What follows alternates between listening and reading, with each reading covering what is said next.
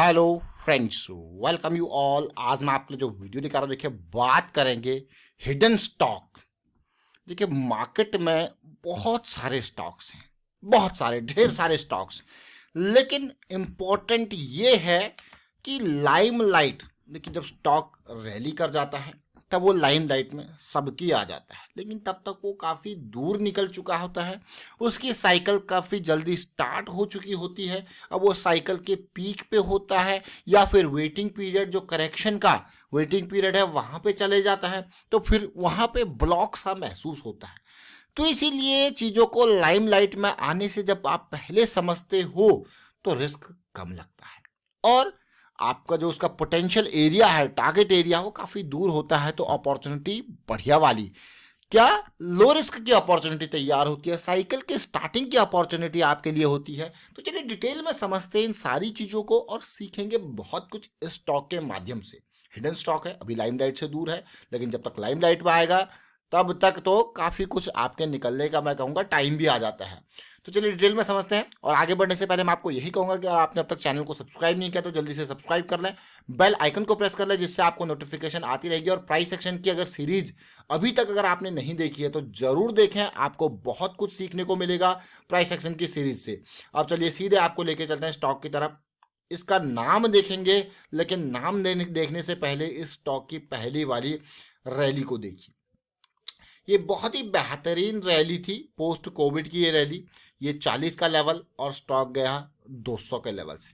अब आप कहोगे ये रैली तो 5 गुना कर गई प्राइस को, लेकिन अब ध्यान से समझने के बारे में, क्योंकि ये रैली तो थी कोई विदाउट एनी मेजर करेक्शन, लेकिन उसके बाद मेजर करेक्शन आया। ये देख रहे हो अब आप, ये मेजर करेक्शन आया और 200 से स्टॉक वापस 120 के लेवल पे, मतलब ये मान के चलिए 40-50% का ये करेक्शन, बढ़िया करेक्शन मैं कहूँगा। अब ध्यान देने वाली बात है, अब इस करेक्शन को जब आप देखोगे, जब वापसी आप देखने को मिलेगा आपको, तो आपको दिख रहा होगा एक हायर लो का फॉर्मेशन। और अभी शेयर का प्राइस देखिए, अब इसका जो जोन है, सबसे पहला ये जोन, उम्मीद करेंगे इसको सम्मान मिले, तो इसके बाद ये जोन, फिर उसके बाद ये जोन। अब ये देखिए, अब आपको क्या, ये तो अगर 320 330 तक जाता है तो ये डबल है प्राइस, करंट प्राइस के मुकाबले में।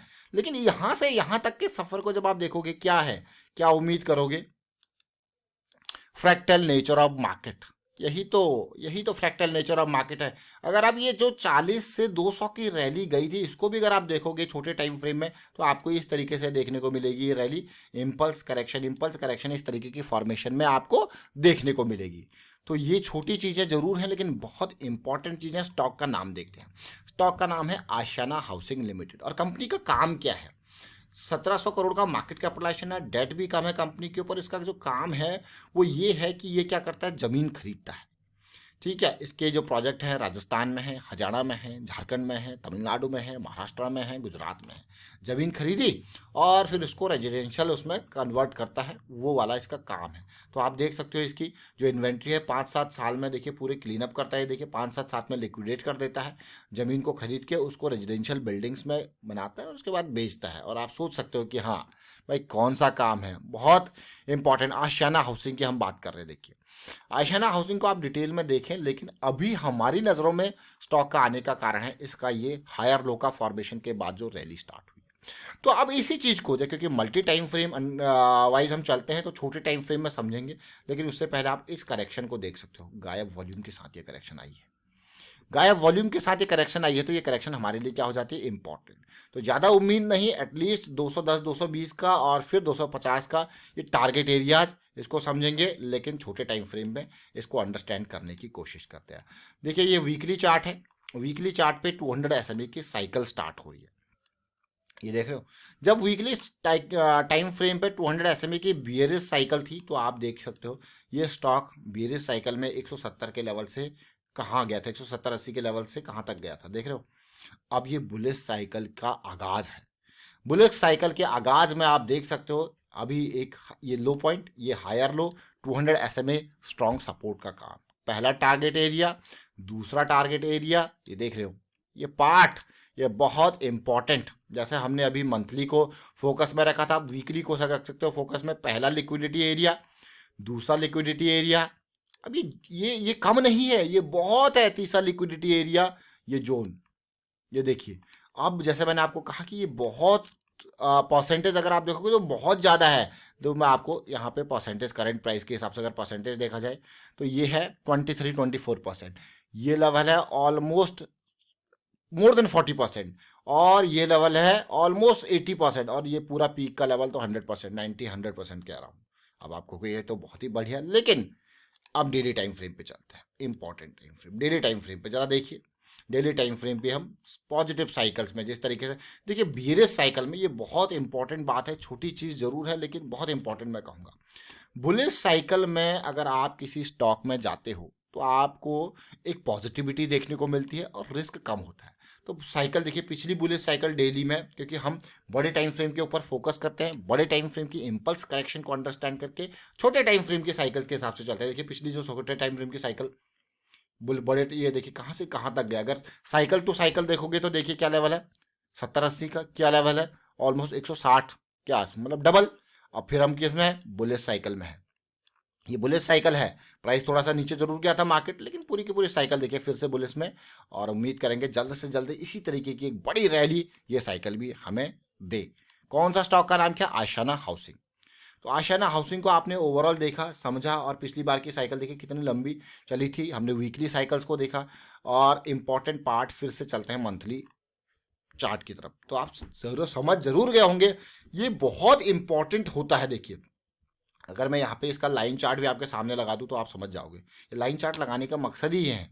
ये लाइन चार्ट लगाने का मकसद ये है कि आपको दिखे जो ये लो पॉइंट था, ये हाई पॉइंट पार हुआ, ये हायर लो बना, ये और ये पॉइंट पार हो गया। अब अगली जैसी रैली आएगी और भी करेक्शन आपको देखने को मिल जाए और मज़ा। जो हमारा टारगेट जोन था वो ये वाला जोन, पहले वाला, फिर टारगेट जोन, ये टारगेट जोन, ये भी, और फाइनल टारगेट जोन। आप देखोगे वाह, ये पूरा का पूरा प्राइस एक्शन आपको देखने को मिल रहा है। स्टॉक का नाम आशियाना हाउसिंग। तो इसीलिए ये स्टॉक, और देखिए बुलिश क्रॉस ऑलरेडी 2050 EMA का बन रखा है यहाँ पे। और अभी मैं आपको फिर से लेके चलते हैं आपको कैंडल चार्ट के ऊपर, तो समझ रहे हो। और ये स्टॉक अभी देखिए, अगर आप कैंडल को देखोगे मार्च के महीने की, क्या लो था 136, क्या हाई है ऑलमोस्ट 170 के अराउंड का। तो पूरा का पूरा इस मंथ में जोर दिखा है, थोड़ा वॉल्यूम भी देखने को मिल रहा है। तो बहुत इंपॉर्टेंट ये स्टॉक आने वाले कुछ हफ्ते कुछ महीनों के लिए, ये आशियाना हाउसिंग। और ध्यान रखना, होता क्या, जब हम बड़े टाइम फ्रेम वाइज चलते हैं तो हमारा स्टॉप लॉसेस डीप होते हैं। डीप स्टॉप लॉसेस होते हैं तो हमारा पोजीशन साइज कम होता है। तो ये समझना बहुत इंपॉर्टेंट है। मान लो मैं 170 पे इसको खरीद रहा हूँ करंट प्राइस के आसपास, और मेरा स्टॉप लॉस है 130 का, ठीक है। तो मेरे पास 40 पॉइंट का रिस्क है। मतलब अगर मैं यहाँ पे 100 शेयर खरीद रहा हूँ तो 4000 का रिस्क है।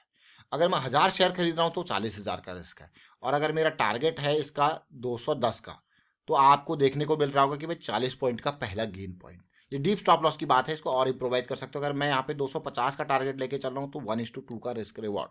तो इसलिए पोजीशन साइज कम होता है क्योंकि बड़ा टाइम फ्रेम है। वाइंड अप करता हूँ वीडियो को और उम्मीद करता हूँ आपको समझ में जरूर आएगा। वीडियो अच्छा लगा तो शेयर जरूर कीजिए। लाइमलाइट से दूर ये स्टॉक, और बिल्कुल अगले महीनों के लिए, अगले हफ्तों के लिए रडार में रहने वाला है। वीडियो को शेयर कीजिए, लाइक कीजिए। और अगर इन वीडियोस के माध्यम से आप कुछ सीखते हो, और खास करके रिस्क मैनेजमेंट के बारे में, तो मैं आपको कहूँगा अपने तक सीमित मत रखिए, शेयर कीजिए और स्प्रेड कीजिए अवेयरनेस। मार्केट में अवेयरनेस स्प्रेड करना, रिस्क मैनेजमेंट के बारे में खासकर, लर्निंग के बारे में खासकर, ये आपका काम बनता है, बल्कि मैं कहूँगा फर्ज बनता है। लर्निंग के ऊपर फोकस, रिस्क मैनेजमेंट के ऊपर फोकस, ये की एरियाज है मार्केट के। एंड वीडियो को शेयर कीजिए, लाइक कीजिए, and thank you for watching the video.